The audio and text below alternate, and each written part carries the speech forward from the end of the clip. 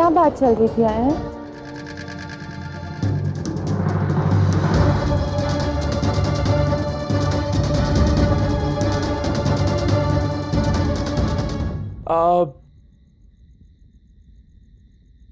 कुछ भी नहीं रहा, कुछ नहीं। मैं तो बस कृष्ण के घर वालों का हालचाल पूछ रहा था। कह रहा था कि यदि किसी सहायता की आवश्यकता हो तो निसंकोच होकर मांग ले। क्यों?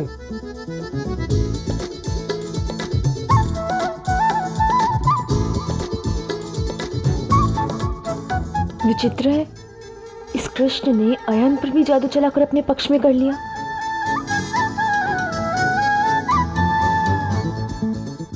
क्या बड़े भैया, राधा को सही बात बताओ ना। चलो मैं बता देता हूं। बता दिया ना, बता दिया ना सब कुछ। अब और क्या शेष है बताने के लिए? कृष्ण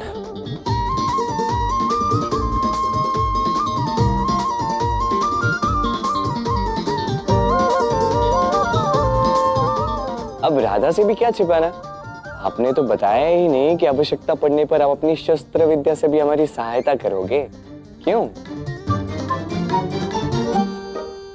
सच में राधा?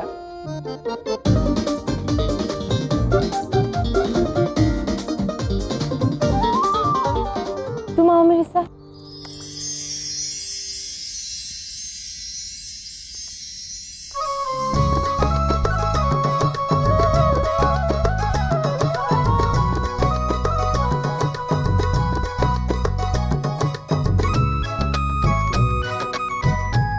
क्या हुआ, बता तो दिया बड़े भैया क्या कह रहे थे। मुझे वो नहीं जानना, मुझे ये बताओ कि उस समय मैंने तुम्हारी आंखों में क्या देखा था?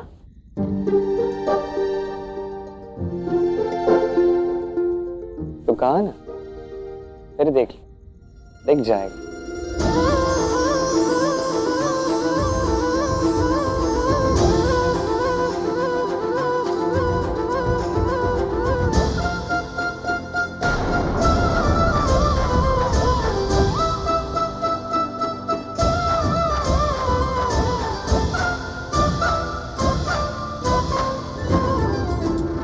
अब बस भी करो, मुझे लज्जा आ रही है।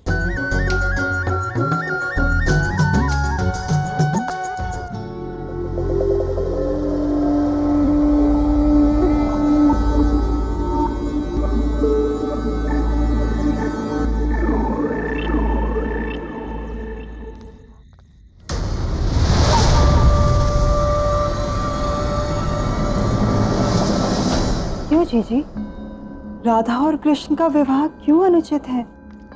क्या कृष्ण में कोई खोट है? अरे नहीं नहीं, कृष्ण तो मुझे भी बहुत प्यारा लगता है, उसमें कोई खोट नहीं, सिवाय कि वो गोकुल के वासी है और कंस का क्रोध सारे गोकुल वासियों पर परछाई बनकर मंडरा रही है। तुम समझ रही हो ना कीर्तिदा, अगर कंस को सूचना मिल गई ना कि नंद परिवार और सारे गोकुलवासी यहाँ बरसाने में हैं, तो सोचो कीर्तिदा,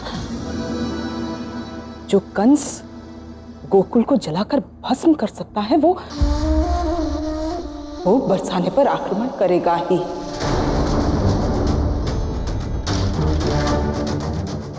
और राधा और कृष्णा का विवाह हुआ तो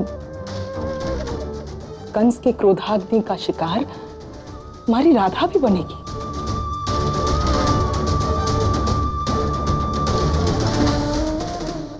मैं होती ना कीर्तिदा तो कभी नहीं चाहती कि मेरी बेटी का जीवन विवाह के पश्चात इस तरह संकट में घिर जाए। बात तो आपकी अनुचित नहीं है जीजी।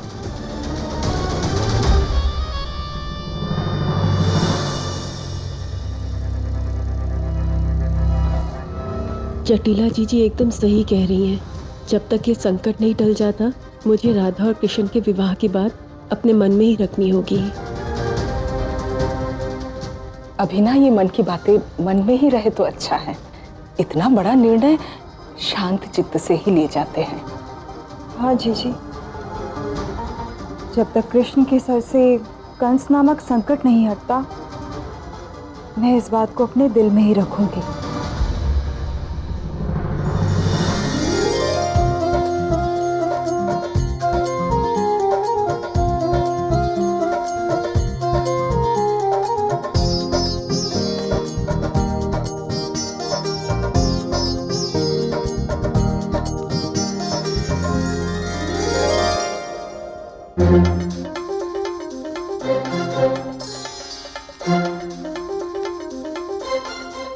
प्रणाम काका। अरे भाया, तुम कब आए? बैठो बैठो, भोजन के लिए स्थान ग्रहण करो। जी।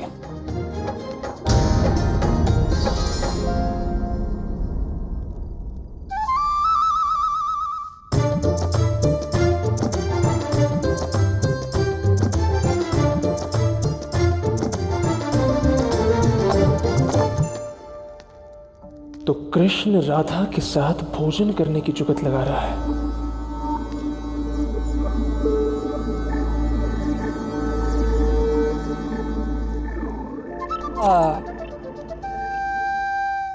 धन्यवाद कृष्ण, मेरे लिए फाल लगाने के लिए।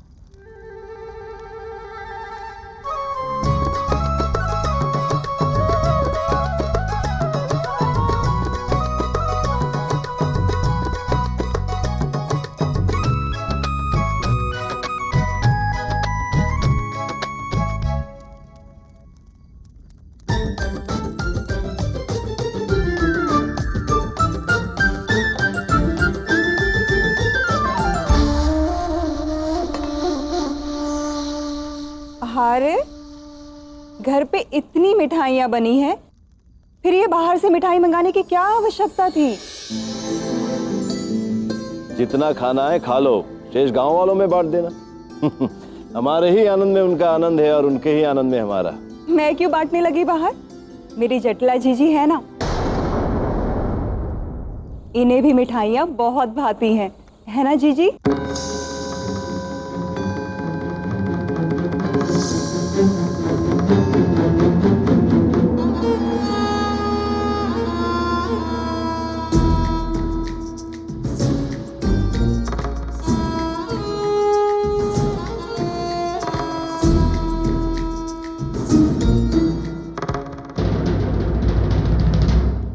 जटिला जीजी, जीजी कहाँ चली?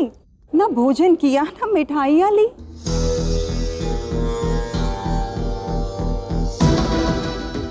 शाम को भगवान को प्रसाद चढ़ाऊंगी, उसके बाद भोजन करूंगी। उपवास है आज मेरा। परंतु मेरा उपवास नहीं है। ये सारी की सारी मिठाइयां मैं अकेला ही खा जाऊंगा।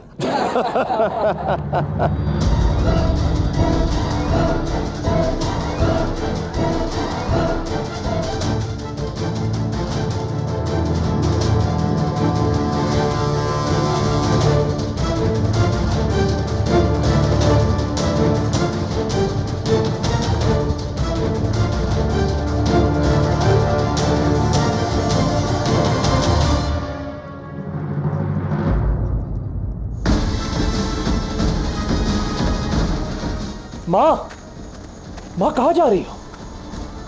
माँ रुको, माँ रुको, कहाँ जा रही हो? जंगल है वहां। क्यों इतने क्रोध में हो? भोजन भी नहीं किया तुमने। माँ क्या हुआ? बताओ मुझे। अयन, जानते हो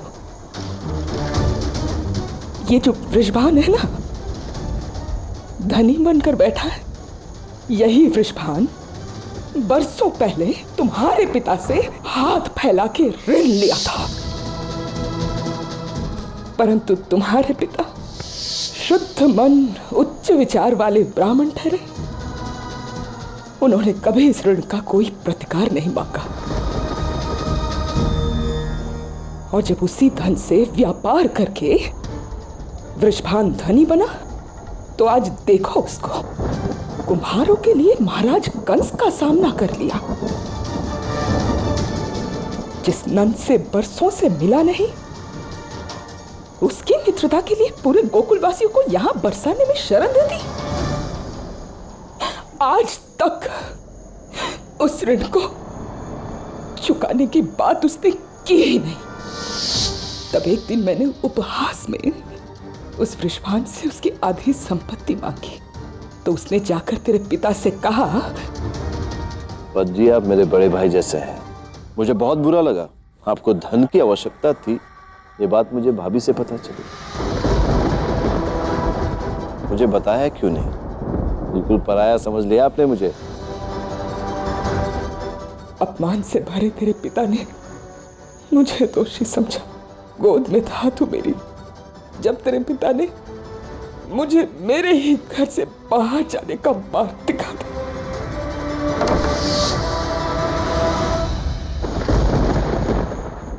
जिस बरसाने से मुझे इतनी अपमान के साथ बाहर निकाल दिया गया, मैंने उसी क्षण प्रण किया था कि उसी बरसाने में एक दिन मैं राज करूंगी। और जिस वृषभान की वजह से दुधमुहे बेटे को इतना दुख सहना पड़ा, उसे एक दिन उसी की गद्दी में बिठाऊंगी। इसीलिए मैंने तुझे वो सारी शिक्षा दिलवाई जो एक राजा में होनी चाहिए, और सोचा था तेरे और राधा के विवाह की बात भी चलाऊंगी। पता नहीं ये कृष्ण बीच में कहां से आ टपक पड़ा। उसने कीर्तिदा पर ऐसा चमत्कार किया कि वो उसे अपना जमाई बनाने का स्वप्न देखने लगी है। क्या काकी ऐसा सोच रही है? मेरे होते हुए ऐसा कुछ भी नहीं होगा। उसके दिमाग से मैंने ये भूत ऐसे उतारा है ना अयन, कि दोबारा इस संबंध के विषय में सोचेगी तो उसका हृदय डर से कांप उठेगा।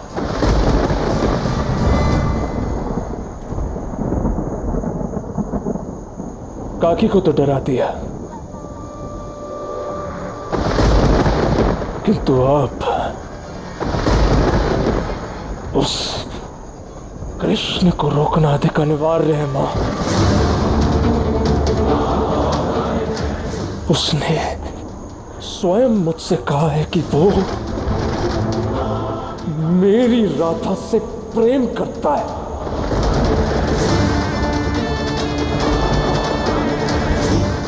कृष्ण देखते ही मेरी नजर ने उसे पहचान लिया था। इससे मेरा टकराव निश्चित है। आए हुए एक दिन भी नहीं हुआ और मेरे बरसों पुराने सपने पर संकट का बादल बन के छाने लगा। इससे पहले कि वो कुछ करे, उससे और सारे गोकुलवासियों से इस बरसाने का धरातल छीनकर उन्हें बाहर का मार्ग दिखाना होगा।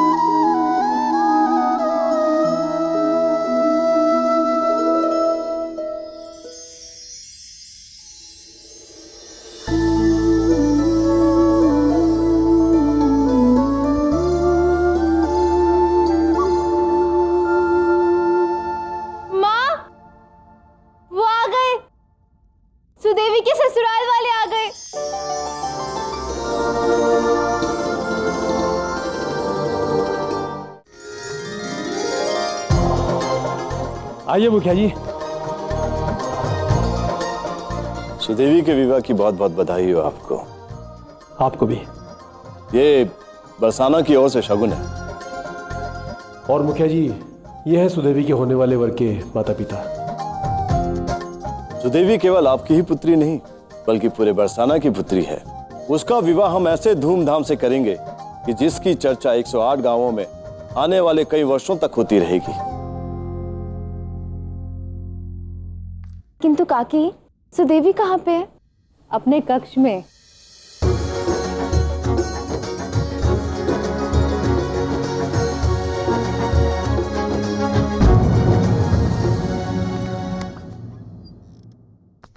राधा, बधाई हो सुदेवी, बधाई हो।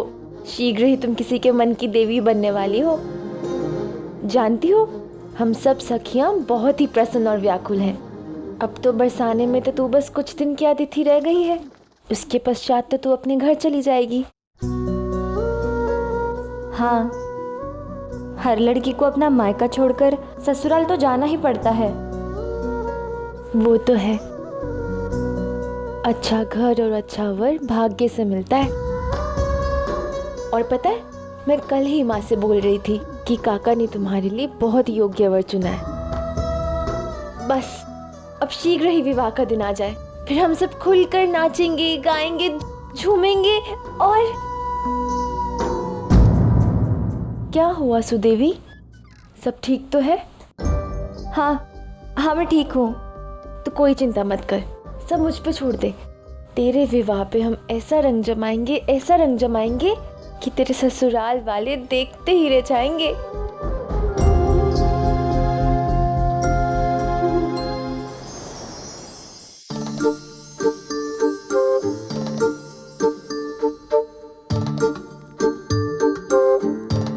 सोचो सोचो सखियों, शीघ्र सोचो, ऐसा क्या करे सुदेवी के विवाह में कि उसको अपना विवाह सदा स्मरण रहे। क्यों ना हम सब मिलकर सामूहिक नृत्य का आयोजन करें? निसंदेह मैं और राधा जब नृत्य करेंगे तो दर्शक शेष सब कुछ भूल जाएंगे। क्यों राधा? नहीं आयन, यदि नृत्य का कार्यक्रम ही करना है तो केवल तुम और मैं ही क्यों? हमें पूरी बरसाना के लोगों की आवश्यकता पड़ेगी, है ना? और मेरी सखी का विवाह है, 2 लोग नाचेंगे, अच्छा नहीं लगेगा ना? किंतु राधा, तुम्हारी इतनी सारी सहेलियां हैं, अब इन सभी के साथ क्या मैं अकेला ही नृत्य करूंगा? नृत्य तो केवल तुम और मैं ही कर सकते हैं। अब और लोग कहां मिलेंगे, कहां ढूंढेंगे? चिंता की क्या बात है बड़े भैया, हम हैं ना।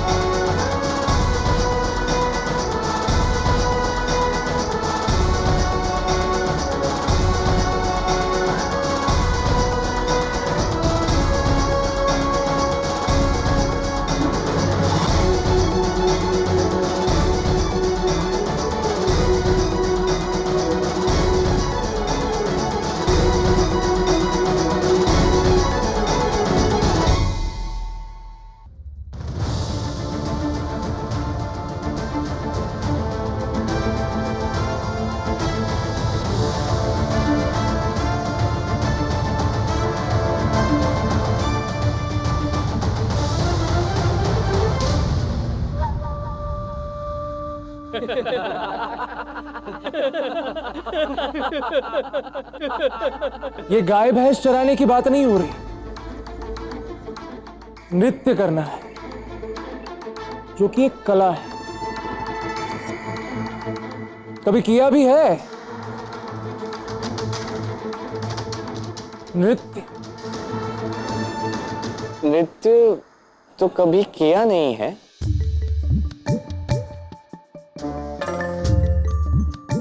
किंतु हमारे दाऊ बहुत अच्छा नृत्य करते हैं। क्यों दाऊ?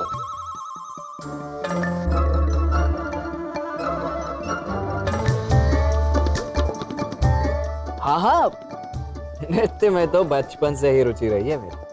अच्छा, सुना मित्रों, इसे तो बालपन से ही नृत्य में रुचि है। अति उत्तम। कभी दर्पण में मुख देखा है अपना? बलराम, पहलवानों का कार्य अखाड़े में, मंच पर नहीं। और जानते क्या हो तुम नृत्य के बारे में? क्या क्या जानते हो तुम? हस्त मुद्राएं, पग तत्कार, क्या आता क्या है तुम्हें? लय ताल कुछ समझ में आता है?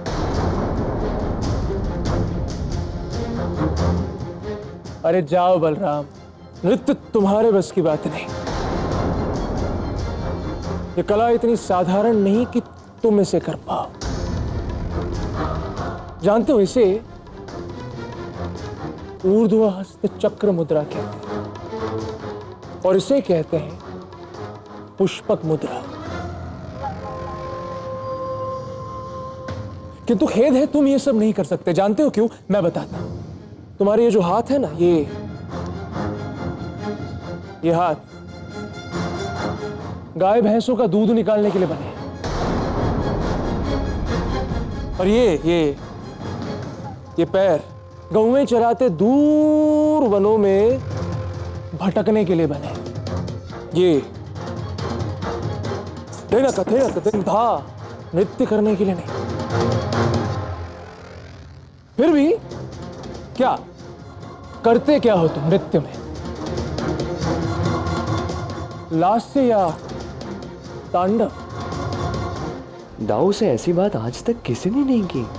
अब तो बड़ा आनंद आएगा। या वहां पर भी?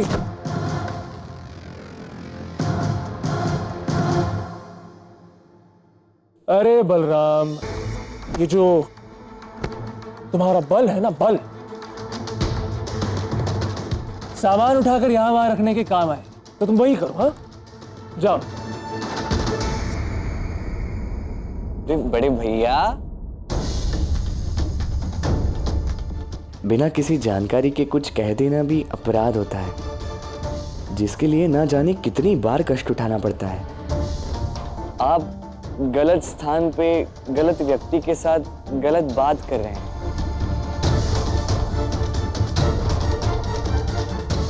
आपको भी ज्ञात नहीं है कि कान्हा, अब तुम मौन हो जाओ।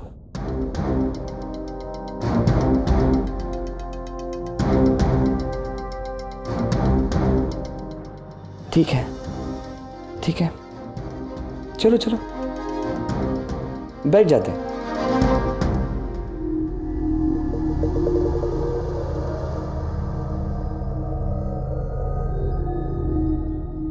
एक काम करते हैं ना यार, हम भी सुदेवी के विवाह उत्सव में नृत्य प्रस्तुत करना चाहते हैं और तुम और तुम्हारे मित्र भी यही चाहते हैं। तो ठीक है, तो क्यों ना उसके पूर्व हम सब एक साथ नृत्य करके देख ही लेते हैं।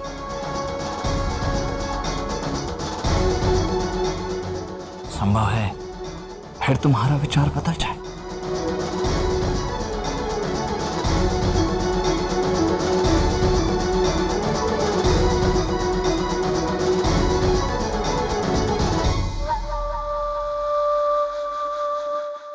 चुनौती दे रहे मुझे?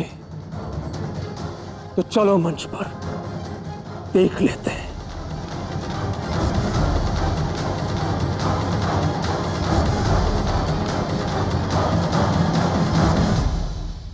अरे राधा राधा राधा, हमें भी अपने साथ नृत्य करने दो ना। नहीं, पहले नृत्य करके दिखाना होगा, इसके पश्चात ही तुम्हारे चुनाव का निर्णय लिया जाएगा। सोच लो, क्योंकि संभवतः इसके पश्चात तुम्हारे पास नृत्य के लिए लोग कम रहेंगे। कह रहे हो? कुछ समझ में नहीं आ रहा। देख लो, स्वयं ही समझ जाओगी।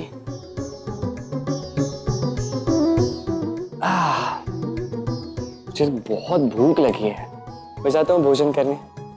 वैसे भी अब जो होने वाला है वो मुझसे देखा नहीं जाएगा।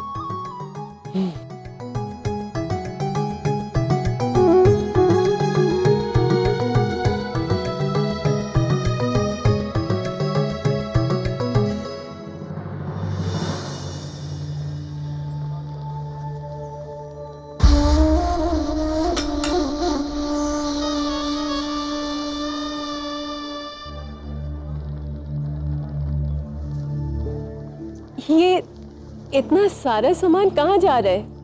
ये मासिक कर है। हर माह बरसाना से मथुरा जाता है महाराज कंस की सेवा में। मुखिया जी, इस बार कर में अपने भागीदारी देने के उद्देश्य से गोकुल के लोगों ने भी बहुत सारा दूध और मक्खन दिया है। ये सब करने की क्या आवश्यकता थी मित्र? आप तो हमारे अतिथि हैं। अगर अतिथि होते तो नहीं देते। अब तो हम बरसाना के वासी हैं। हमारा भी उत्तरदायित्व है कि हम कर में बरोबर के भागीदार बने।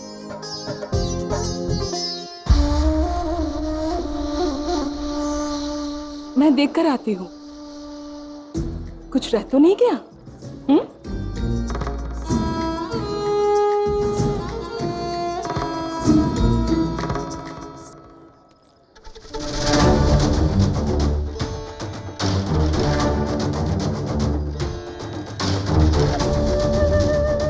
ये केवल पत्र नहीं, तुम लोगों के लिए मृत्यु बाण है जो मैं महाराज कंस को भेंट स्वरूप भेज रही हूँ।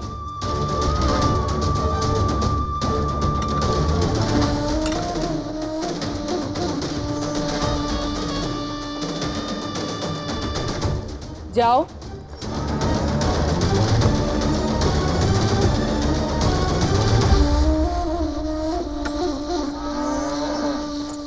बसने आए थे ना, अब सब कुछ उजाड़ कर जाओगे इस संसार से। इस पत्र में महाराज कंस को गोकुल वासियों की यहाँ छिपने की सूचना दे दी है मैंने नंद।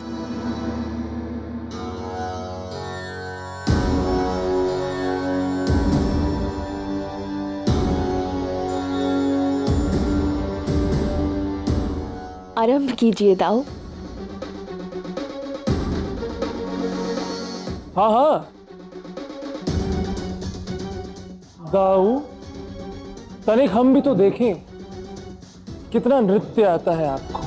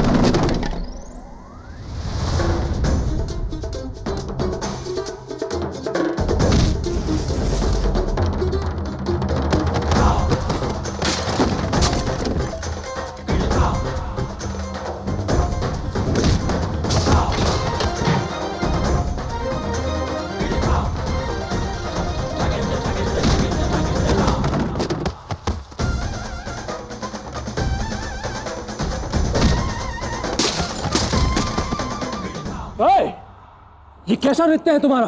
पहलवान नृत्य। और ये है ऊर्ध्व हस्त चक्र।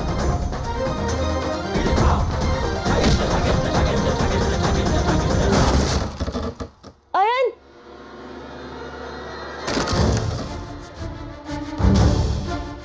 क्या हुआ? चकरा गए?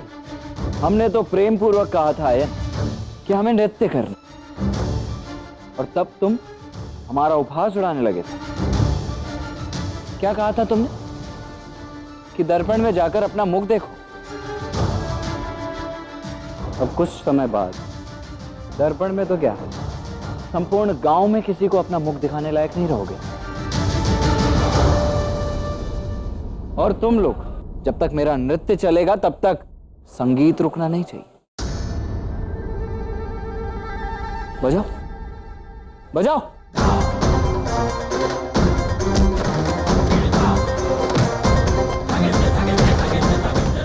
बस बस, देख लिया तुम्हारा ये नृत्य, अब बंद करो इसे, बंद करो। अरे अभी कहां, ये तो लास्ट से था एन। असली तांडव तो अभी शेष है। मेरी पुष्पक मुद्रा।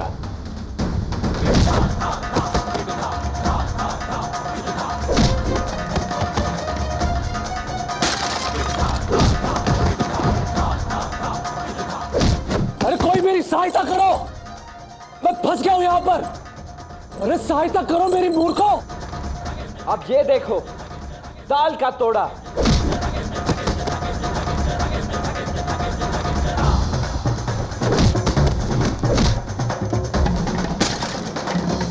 यदि तांडव किसी प्रकार चलता रहा तो बरसाने में प्रलय आ जाएगी।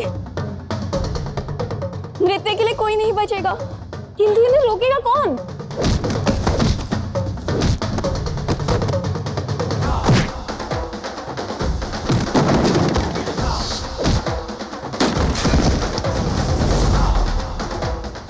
यदि दाव को नहीं रोका गया तो इनकी भी दुर्दशा हाट वालों की तरह हो जाएगी।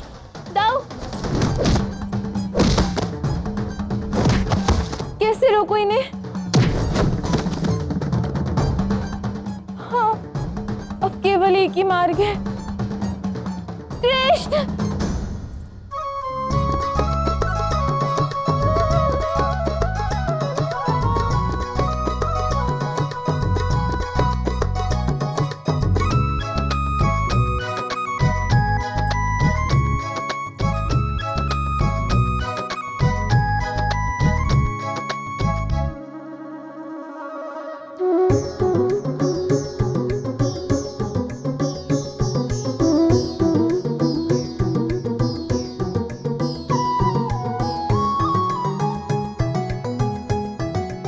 कृष्ण, अपने दाव को रोको।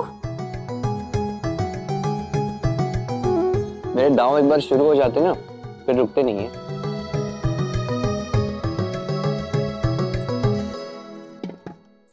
तुम समझ नहीं रहे हो, वो नृत्य नहीं कर रहे हैं, पीट रहे हैं सबको।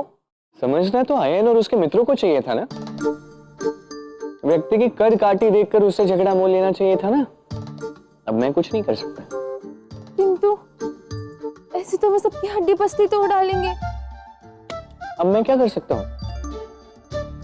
मैंने तो पहले ही कहा था। अब अधिक बनो मत।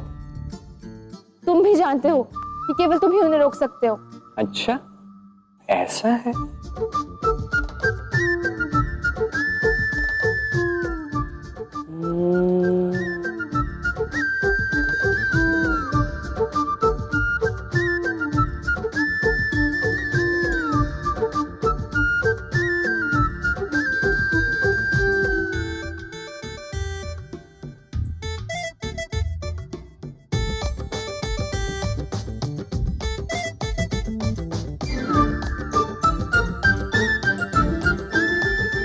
ठीक है,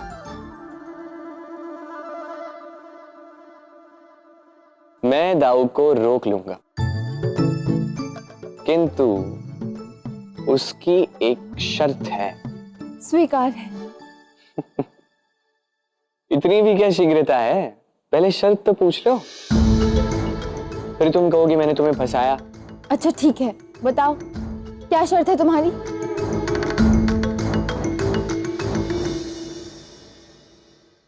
तुम्हें मुझसे मित्रता करनी होगी।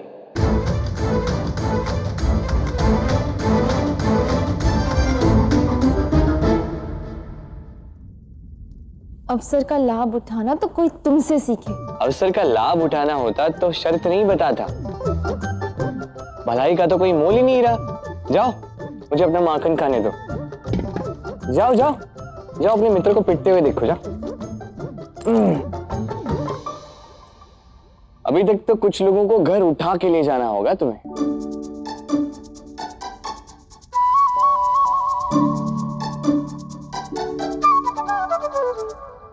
वैसे मुझसे मित्रता करने में समस्या क्या है? क्योंकि तुम और तुम्हारी बातें दोनों मुझे समझ में नहीं आती। फिर तो मित्रता और भी आवश्यक हो जाती है। मित्र बने बिना ना तुम मुझे समझ पाओगी ना मेरी बातों को। पर तुम्हें मेरा मित्र क्यों बनना है?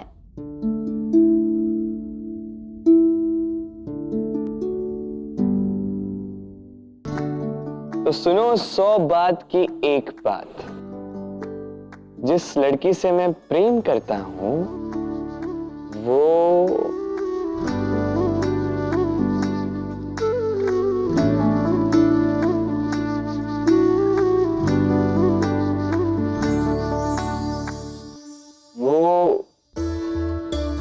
उसे मैंने वचन दिया था कि मैं सुदेवी के विवाह में उसके साथ नृत्य करूंगा। अब मुझे तो नृत्य आता नहीं है और वो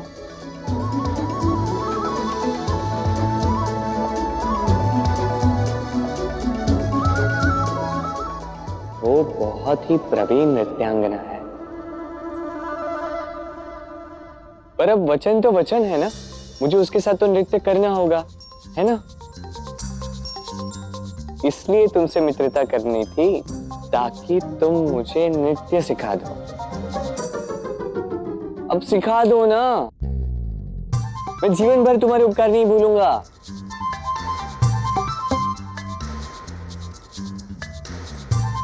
यही अवसर है। यदि कृष्ण से सीधे सीधे उस लड़की का नाम पूछा तो वो कभी नहीं बताएगा, किंतु मित्रता का झूठा नाटक करने से अयन और इसके साथी भी बच जाएंगे और उस लड़की तक पहुंचने में सरलता भी होगी, ताकि उसका जीवन इस कृष्ण के मायाजाल से बचा सकूं। हे महादेव, खड़े खड़े इतनी बड़ी योजना बना ली।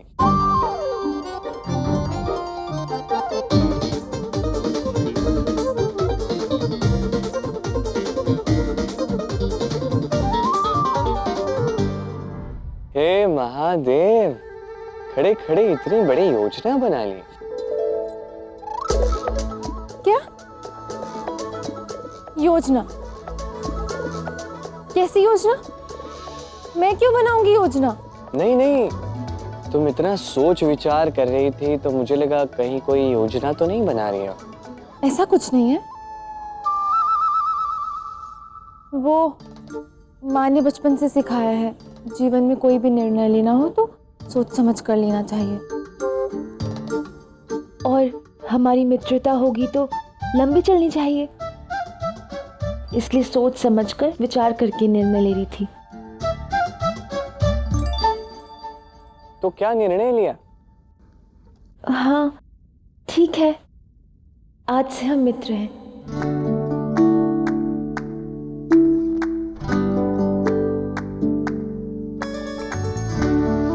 धन्यवाद राधा।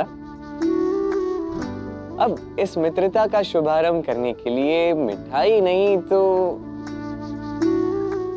माखनी सही।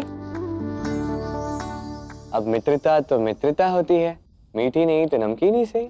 क्यों? हाथ आगे करो। अरे इतना नहीं।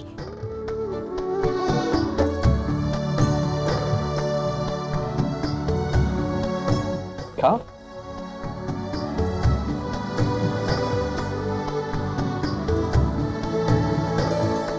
अब शेष का क्या करूं? मित्र हूं तुम्हारा, मुझे खिला दो। तुम्हें?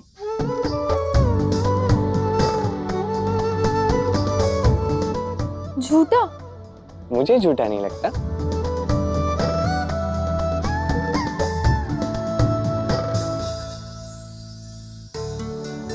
तुम जितना समय यहाँ लगाओगी उतना ही दाऊ वहां पे लोगों को मारेंगे। हाँ,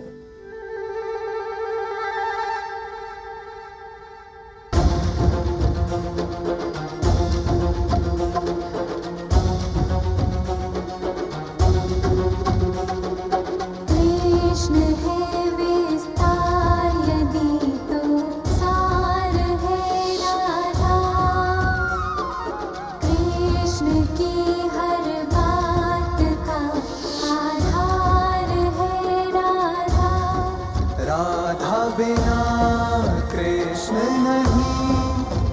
कृष्ण बिना नहीं राधा, जिस कण में राधा बसी उस कण में बसे हैं कृष्ण सदा से।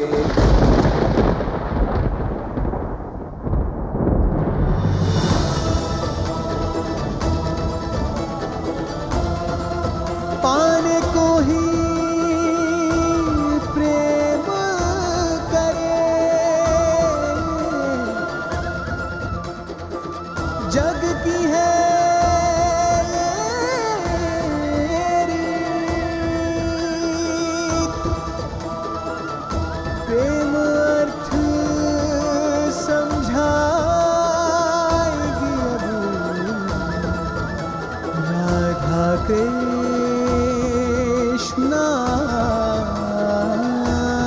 की प्रीत। अब चलो भी, यहीं रुकने का विचार है। रुक तो और 100 वर्ष भी सकते थे, किंतु समझाना भी तो है। समझाना है? क्या और किसे? दाऊ को समझाना है ना, है ना? तो चलो, रुको।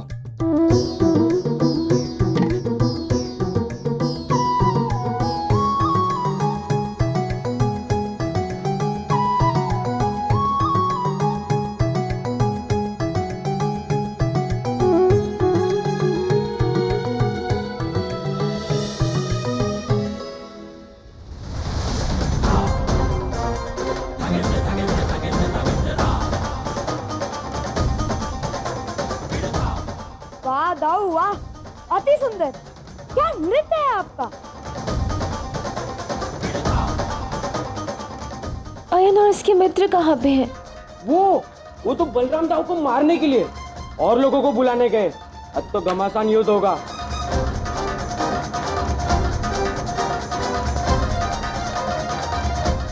बस हो गया दाऊ, ठीक है।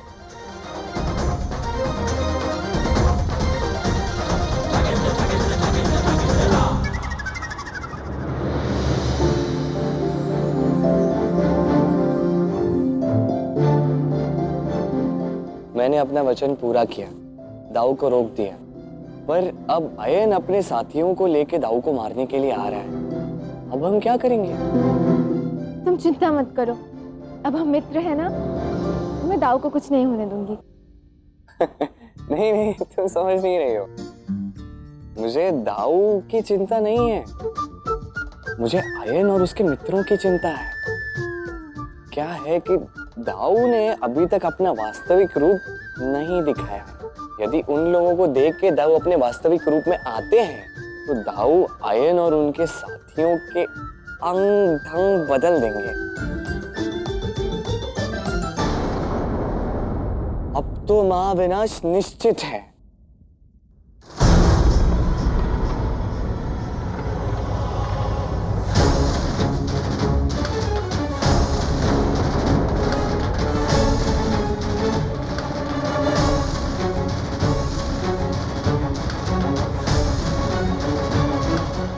प्रभु। हाँ बोलो। तुम्हें नहीं कह रही। बलराम! बलराम, हम तुम्हें छोड़ेंगे नहीं। तो आओ ना, पहले हाथ पकड़ के तो दिखाओ। छोड़ने की बात तब कर।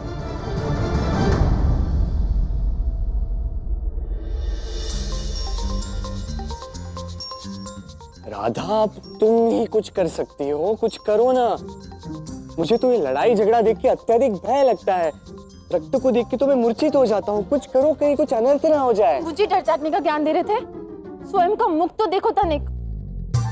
स्वयं को बातों के अतिरिक्त तो कुछ आता नहीं है। सदा अपना काम दूसरों से करवाना बस तुम। तानी तो बाद में भी मार सकती हो ना राधा। अभी के लिए इन्हें रोक लो, नहीं तो गांव में सुदेवी के विवाह की हवन की अग्नि नहीं, कुछ और ही जलेगा। यदि आज ये दाऊ से भिड़े तो इन लोगों में से कुछ लोगों की परलोक यात्रा निश्चित है। पर अभी तो हम मित्र हो गए हैं ना, तो ये मारपीट क्यों?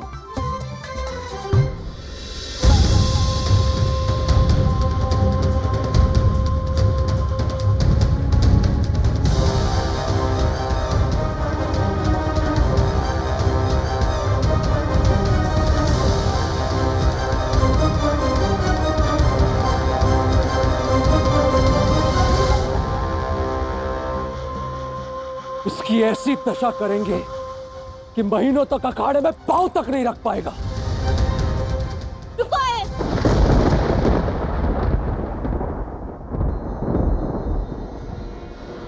तुम बीच से हट जाओ राधा। अब हम नहीं रुकेंगे। इसने नृत्य के नाम पर अपनी पहलवानी दिखाई है, छल किया है हमारे साथ। हाँ राधा, केवल प्रसाद से तुम्हारे मित्र का मन नहीं भरा है, पूरा महाभोग खाकर जाना चाहता ही है। हट जाओ मध्य में से। तो मैं एक क्षण रुकिए दाऊ। और तुम भी अयन, मेरी बात सुनो, दोष तुम्हारा है।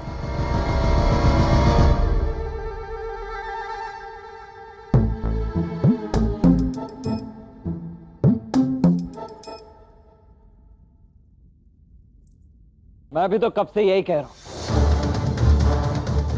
कि दोष इनका है।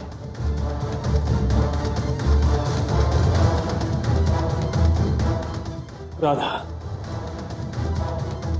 तुम ठीक कह रही हूँ। आरंभ तो तुम्ही नहीं किया है ना। वो लोग तुमसे लड़ने नहीं आए थे, नृत्य में भाग लेने आए थे आयन।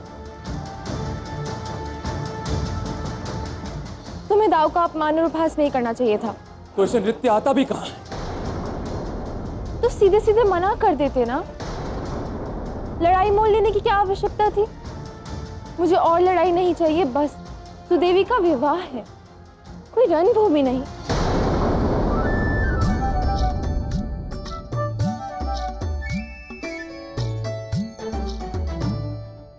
राधा, तुम इस धूर्त कृष्ण और उसके मित्रों का साथ दे रही हो।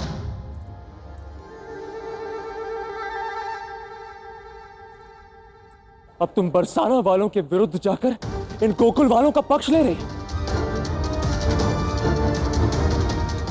मैं केवल सत्य का साथ दे रही हूँ। दोष तुम्हारा है, समझो इस बात को। राधा, मैं बड़े भैया, मैं आपको समझाता हूं।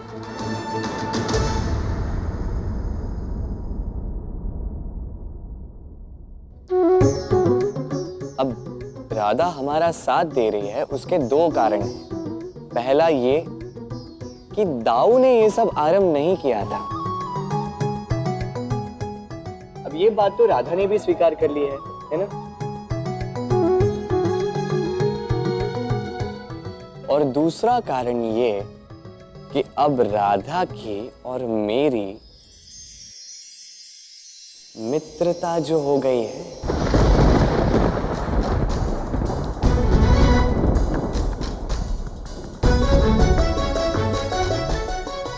क्यों राधा, बताओ बड़े भैया को, अब तो हम मित्र हो गए हैं ना? राधा, तुमने इससे अयन, मैंने कृष्ण से मित्रता कर ली है। अब एक ही गांव में रहकर आपस में बैर पालने का क्या अर्थ? मेरी मानो तो तुम भी कृष्ण से मित्रता कर।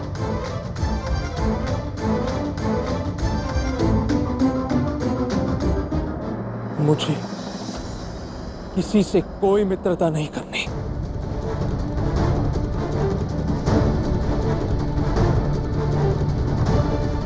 किसी भी मूल्य पर नहीं।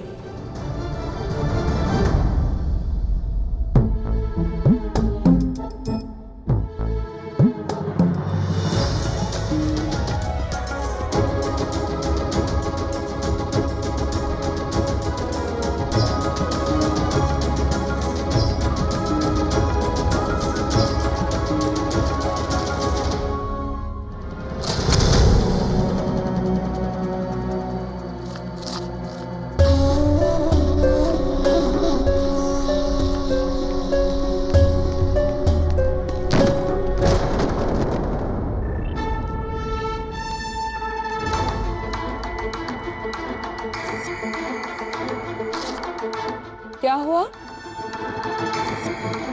मुंह तो ऐसे बनाकर रखा है जैसे किसी काली बिल्ली ने मार काट दिया। काली बिल्ली नहीं माँ, वो कृष्ण। कृष्ण अब तक तो वो केवल मेरे मार्ग में आता रहा है, किंतु आज वो मेरे लक्ष्य के बीच में आया है माँ। उसने अपनी चतुरता से राधा को अपने माया जाल में फंसाकर उसका मन परिवर्तित कर लिया माँ, मित्रता कर ली उससे। सीमा तो तब पार हो गई जब मेरी राधा ने सबके साथ मुझे अनुचित सिद्ध करके उस कल के आए ग्वाले का पक्ष लिया। कहा था उस ग्वाले से कि अपनी मर्यादा में रहना अन्यथा।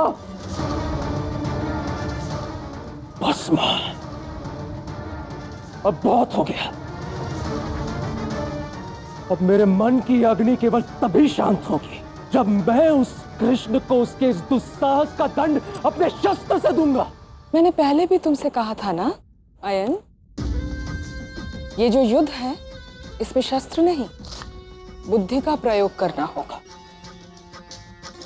चुपचाप मौन रहकर तमाशा देखना सीख लो, क्योंकि जो राजा होते हैं ना, वो स्वयं अपने हाथ से कुछ करते नहीं, चुपचाप बैठकर सब कुछ देखते रहते हैं। तुम भी सीख लो। कैसा राजा? बरसाने का राजा? मैंने एक दांव ऐसा खेला है कि तुम शीघ्र ही बरसाने के राजा बनोगे।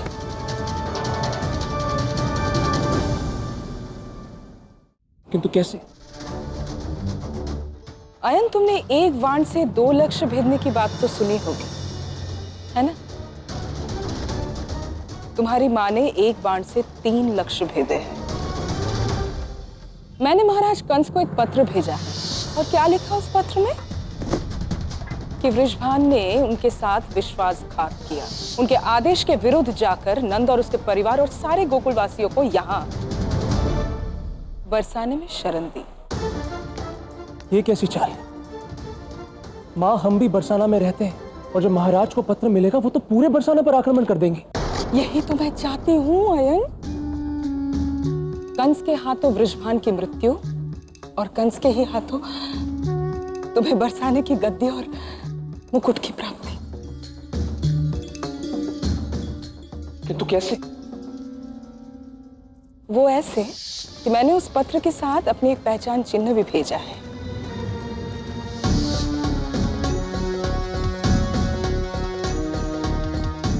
उस सिक्के का दूसरा भाग मेरे पास है, देखो। महाराज कंस जब बरसाने पर आक्रमण करेंगे और सारे गोकुलवासी उन्हें मिल जाएंगे, तब मैं ये सिक्का दिखाकर अपनी पहचान बताऊंगी उन्हें कि मैंने ही उनकी सहायता की है, और उसके बदले तुम्हारे लिए बरसाने की गद्दी मांग लूंगी।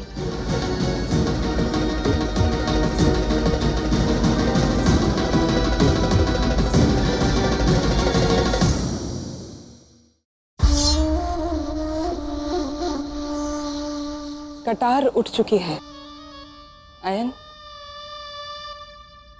अब बस एक बाण से 3 लक्ष्य भेदने की देरी। पहला, कृष्ण और पूरे गोकुल का अंत। दूसरा, मेरा प्रतिशोध पूरा, वृषभान और उसके परिवार का अंत।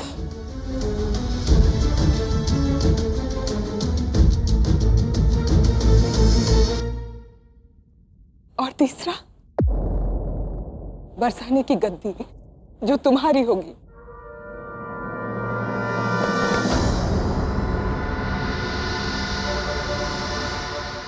मां, मेरी राधा को कुछ नहीं होगा ना? किसी भी मूल्य पर मुझे मेरी राधा चाहिए बस। मेरे भोले भंडारी, तुम राजा बनोगे तो राधा स्वयं ही तुम्हारी होगी, है ना?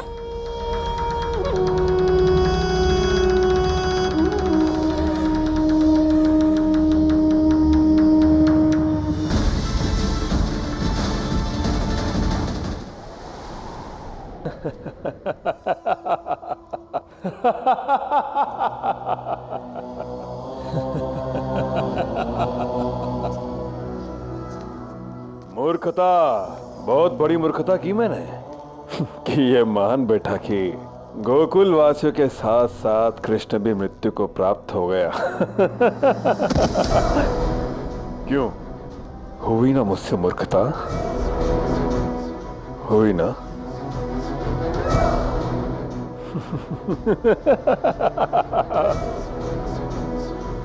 कितने अभिमान और विश्वास के साथ मैंने देवकी के सामने दावा किया था कि आकाशवाणी गलत सिद्ध हुई।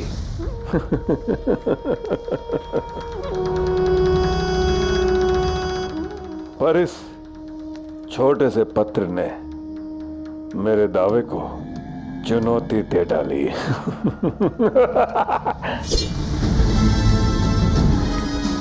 क्यों, हुआ ना मैं दोषी सिद्ध? कर बेटा ना भूल। किंतु महाराज, संभव है ये पत्र झूठा हो, हमें भ्रमित किया जा रहा हो। झूठ और सच का तो पता नहीं, परंतु ये निश्चित है, इस कथा का आरंभ और अंत एक ही है, कृष्ण कृष्ण कृष्ण कृष्ण।